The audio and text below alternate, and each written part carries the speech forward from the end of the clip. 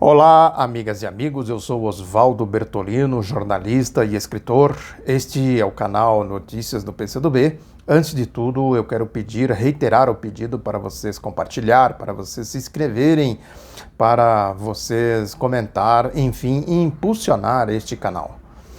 Eu vou retomar a análise do livro 100 anos da Revolução Russa, que nós publicamos em 2017, no centenário da Revolução. É uma coletânea de artigos abordando diferentes aspectos da Revolução Socialista na Rússia em 1917.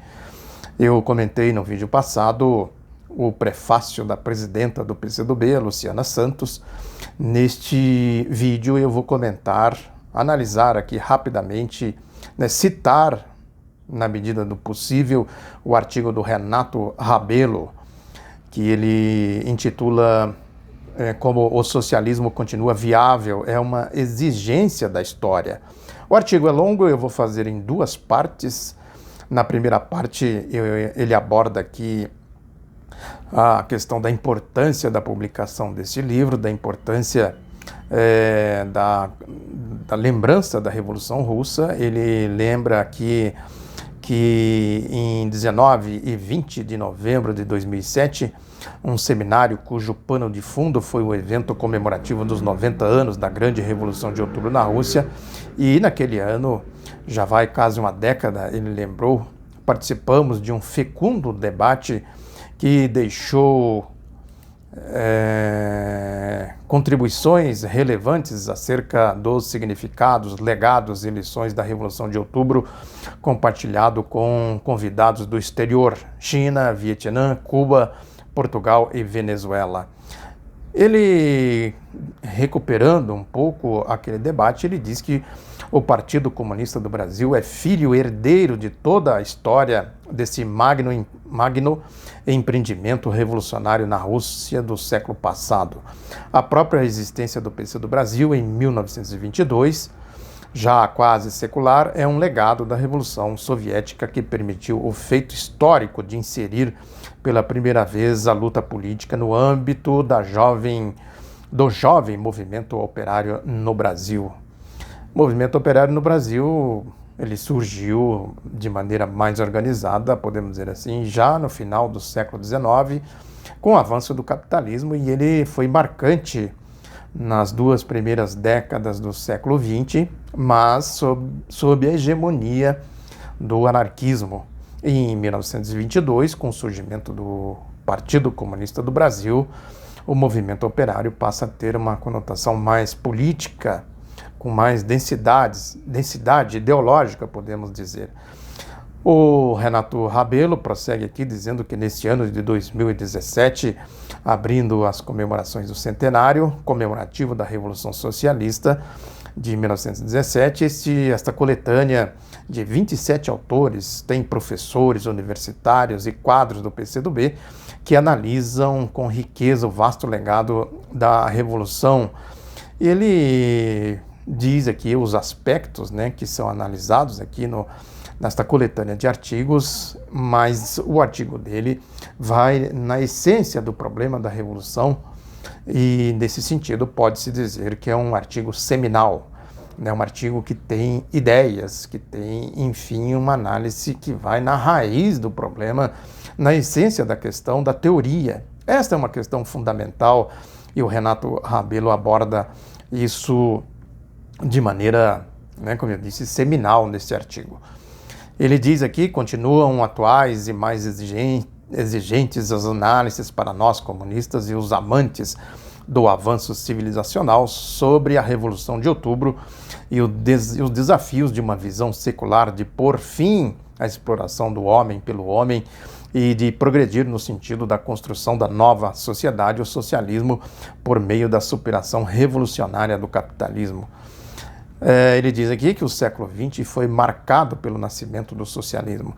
Em nossa época, diz ele, as tendências atuais do sistema internacional compõem um quadro atual de um mundo mais instável, perigoso e imprevisível, de grande crise continuada do capitalismo e de seu neoliberalismo internacionalizado, do ascenso de novos polos de poder que descortina um caminho progressivo na história para a nova ordem mundial que supere a hegemonia imperialista contemporânea, de afirmação da perspectiva socialista, que não se trata apenas de um desejo subjetivo, mas também de que está respaldada em condições históricas concretas mais evidentes.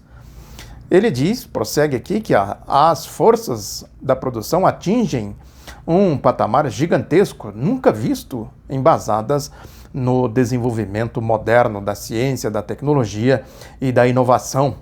No entanto, as relações de produção capitalistas e o seu princípio distribuidor da riqueza em conjunto vão sendo cada vez mais impotentes a fim de transformar essa imensa capacidade produtiva e de riqueza em proveito de toda a humanidade. É o conflito, fundamental das relações de produção no capitalismo, aquela velha máxima da produção socializada e a apropriação privada.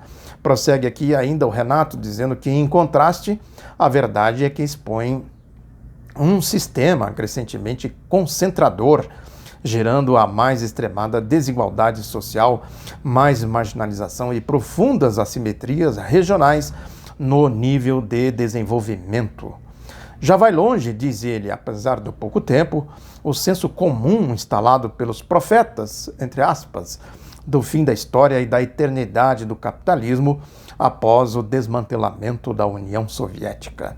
Fica mais evidente, prossegue Renato Rabelo, que apesar da grande derrota estratégica do socialismo como sistema mundial, o comunismo na sua etapa socialista não morreu.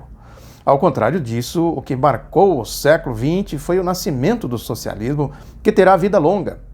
Do ponto de vista dos comunistas, a Revolução Soviética foi a primeira experiência histórica, uma tentativa de construção de uma alternativa viável ao capitalismo em um contexto histórico singular.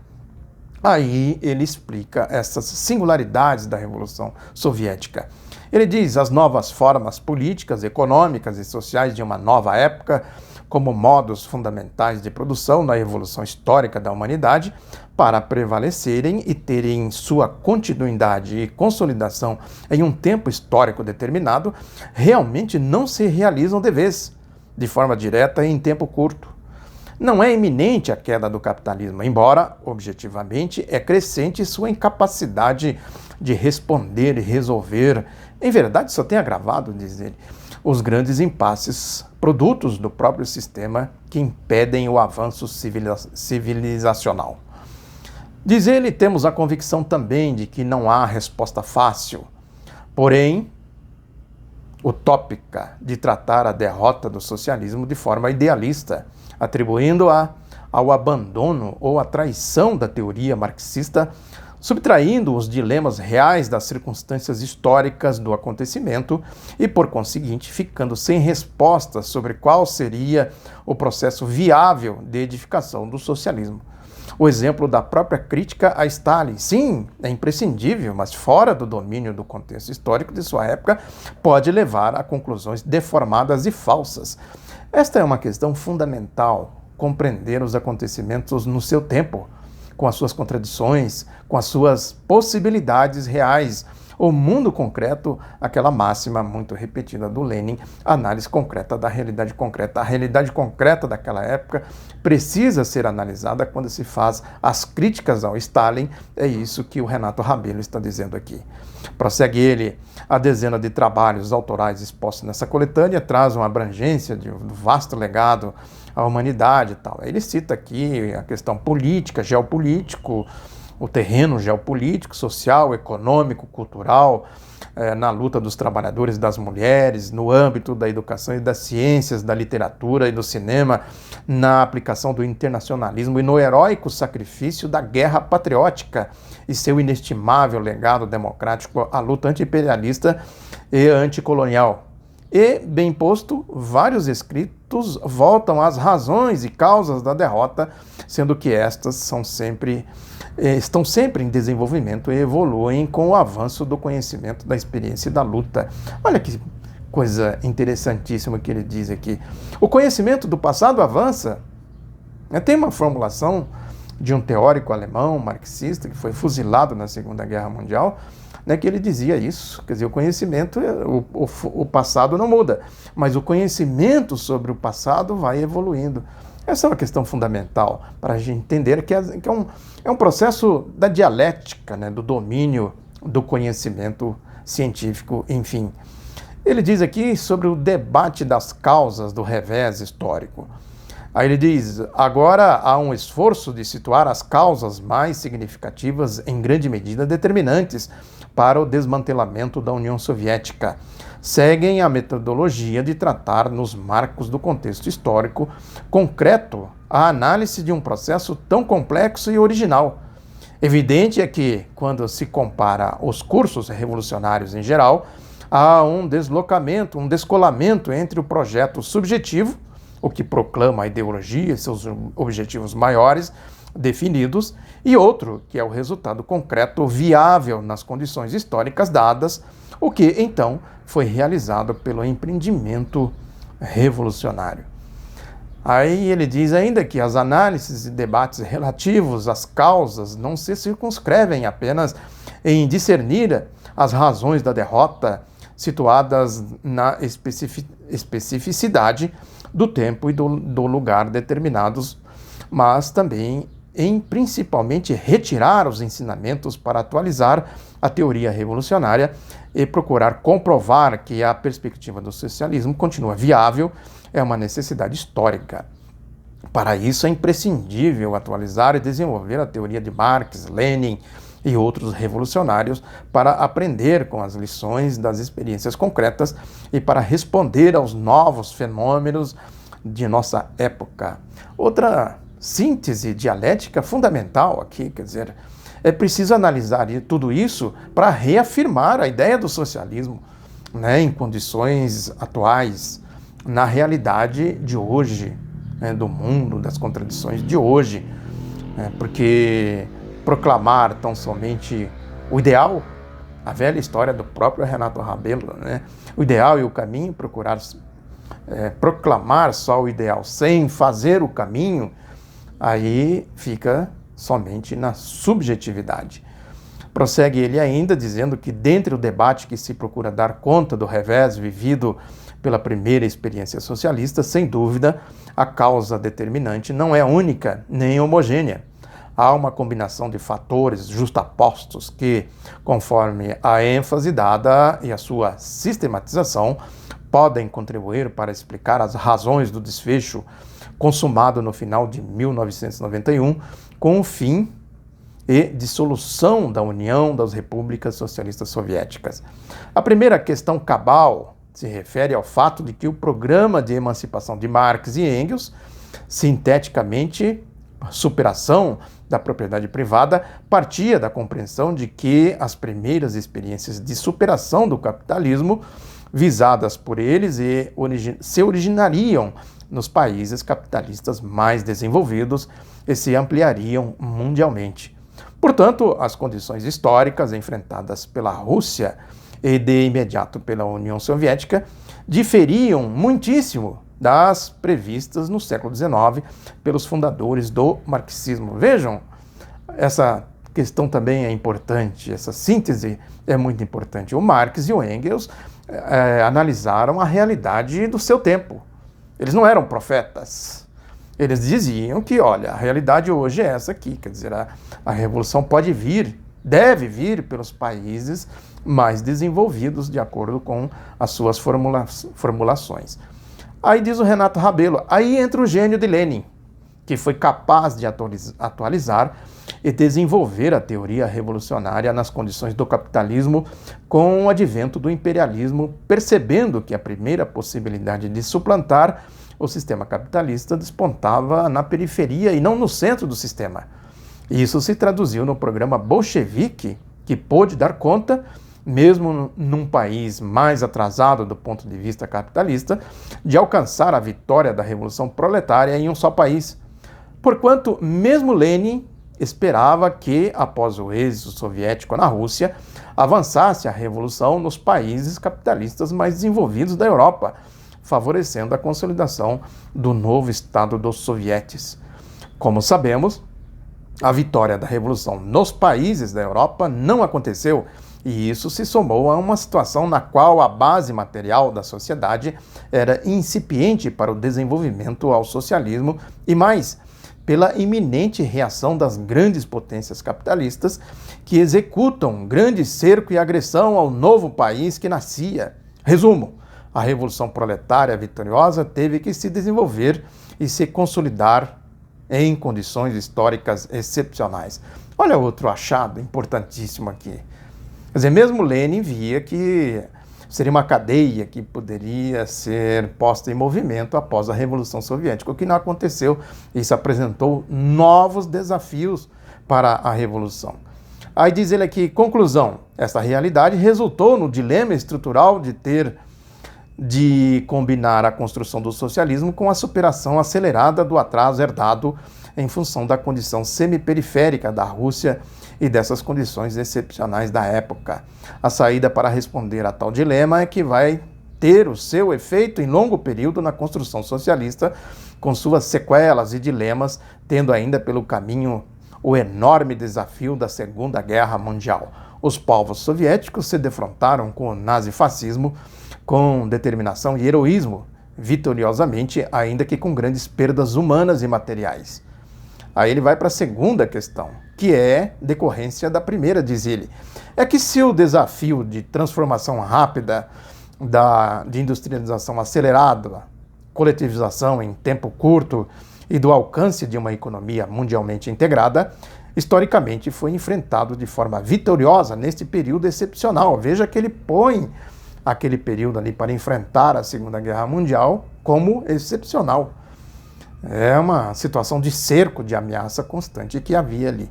De todo modo, para isso acontecer, foi estabelecida uma economia fortemente centralizada e detalhadamente planificada, com plena estatização de quase todos os componentes produtivos.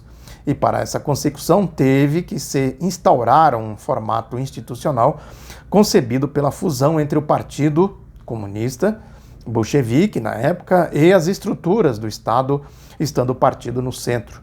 As lideranças partidárias maiores voltadas para mobilizar e conduzir a sociedade visando a sustentação desta linha econômica aplicada e a própria sobrevivência do Estado soviético.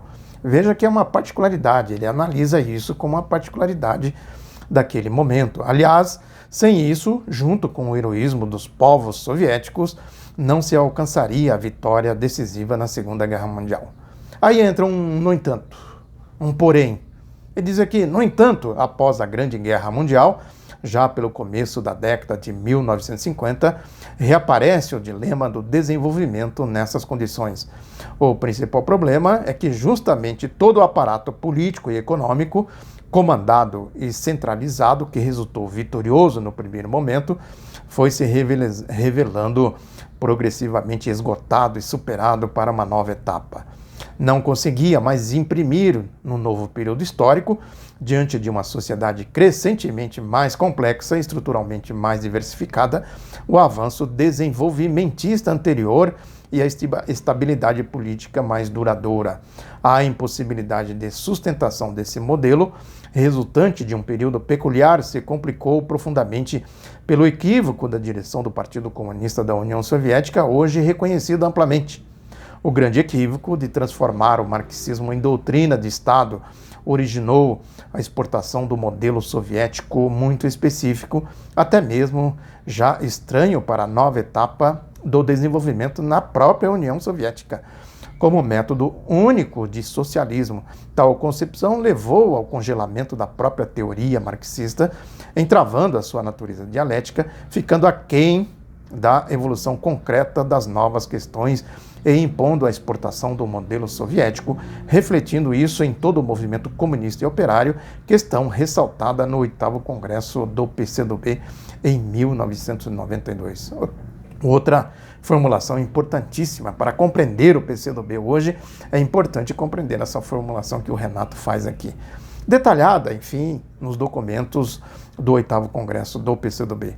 A terceira questão é produto do processo e desenlace dos períodos históricos a partir da década de 1950, destacando-se nesse contexto a mudança de direção central do Partido Comunista da União Soviética após a morte de Joseph Stalin em março de 1953. Em suma, até a década de 1950, a União Soviética alcança taxas apreciáveis de crescimento da produção, ostentando o feito de enviar o primeiro homem, Yuri Gagarin, ao espaço sideral. Mas a partir da década de 1960 começa o declínio, caracterizado por uma tendência constante de queda, chegando aos anos 1970 a um declínio em relação à maior potência capitalista, os Estados Unidos, e daí aprofundando uma involução econômica comparada com os países capitalistas mais desenvolvidos. A vasta análise já processada e as categorias demonstradas sobre o detalhamento do poder do Estado soviético se relacionam de várias formas e ênfases com duas questões de fundo interrelacionadas. No plano político, a institucionalização de crescente fusão do Partido Bolchevique com os aparatos do Estado, prevalecendo uma concepção hermética, não subordinada ao controle popular, conferindo ao Estado uma característica dirigista e burocrática. No plano econômico, os mecanismos de estatização integral das forças produtivas, pela direção centralizada e pela planificação detalhada de metas de produção, a partir de certa etapa, começam a perder progressivamente a capacidade de manter a dinâmica de desenvolvimento e elevação contínua da produtividade na economia soviética. É também um outro ponto aqui de grande relevância para se compreender as limitações, os problemas que levaram, enfim, ao fim da União Soviética e do bloco que ela, vamos dizer assim, tinha influência até 1991. Volto com a segunda etapa aqui desse artigo do Renato e, antes de me despedir de vocês, reforçar o pedido para comentar, divulgar, compartilhar, se inscrever, enfim, divulgar este canal. Um abraço e até a próxima.